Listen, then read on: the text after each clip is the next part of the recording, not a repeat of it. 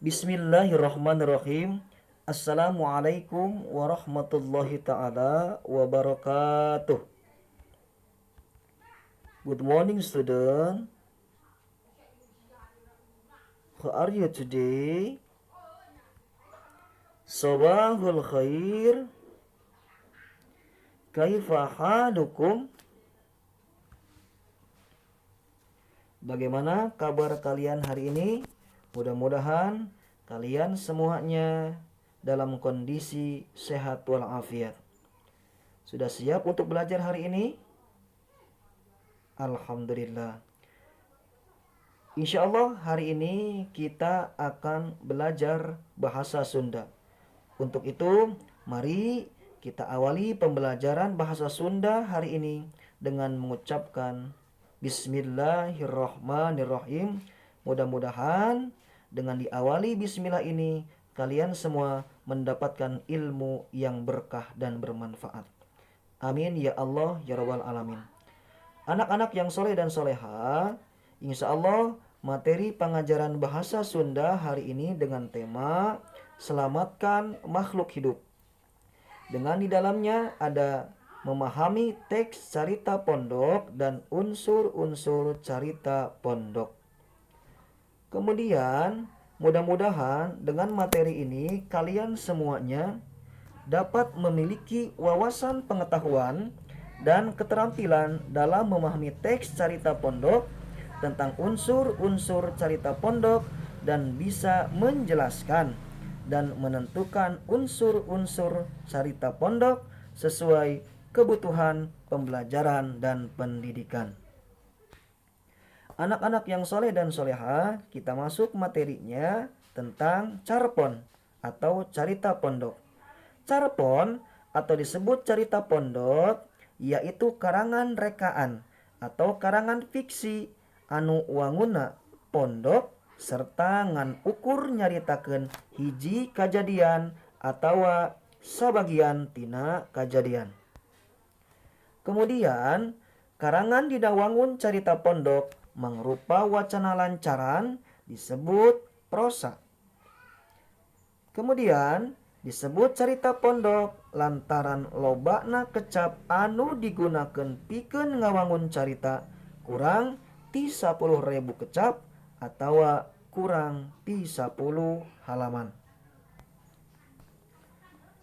Anak-anak yang soleh dan soleha, kemudian ada ciri-ciri carpon atau carita pondok. Yang pertama, waktu pikeun macana teu pati lila. Artinya, waktu yang digunakan untuk membaca cerita ini tidak terlalu lama. Yang kedua, alur caritana basajan tur muser kana kajadian anu dicaritakeun. Artinya, ceritanya terpusat pada kejadian yang diceritakan.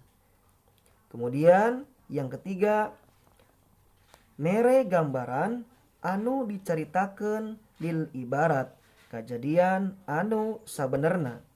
Artinya, memberikan gambaran yang diceritakan sesuai dengan kejadian yang sebenarnya. Anak-anak yang soleh dan soleha, kemudian kita lanjut dengan unsur-unsur carita pondok. Jadi, carita pondok memiliki unsur-unsur. Yang pertama ada tema atau jujur. Kemudian yang kedua ada palaku. Kemudian yang ketiga ada latar. Kemudian yang keempat ada alur. Dan yang kelima ada amanat.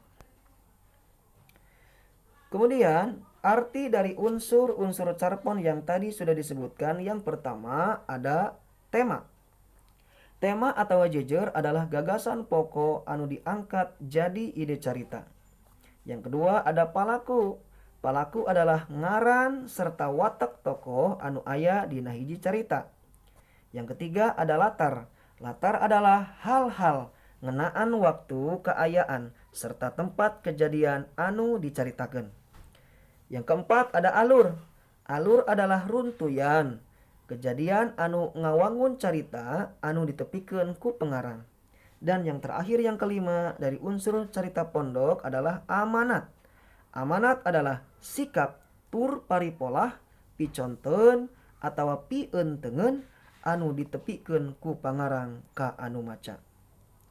Anak-anak yang soleh dan soleha, untuk itu dan untuk lebih jelasnya kalian bisa membaca Carita Pondok di buku paket Bahasa Sunda halaman 2 sampai dengan 4. Mudah-mudahan dengan kalian membaca Carita Pondok di buku paket ini kalian bisa menentukan unsur-unsur dari cerita ini.